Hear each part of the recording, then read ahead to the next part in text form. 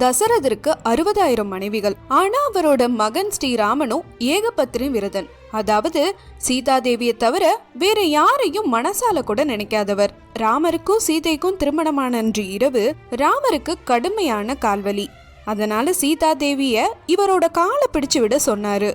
இதற்கு சீதாதேவி தயங்கவே, ஒரு ராஜகுமாரியா இருந்து எப்படி ஏன் காலை பிடிக்கிறதுன்னு யோசிக்கிறியான்னு சீதைய பார்த்து ராமர் கேட்டாரு.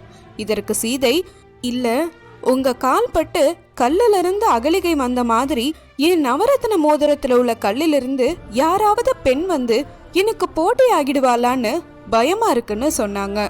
இத கேட்ட ராமர் சிரிச்சுட்டே, உன்னை தவிர யாரையும் மனசால கூட நினைக்க மாட்டேன்னு சொன்னாரு. வாழ்நாள் பூரா ஏகபத்தினி விரதனாவும் இருந்தாரு.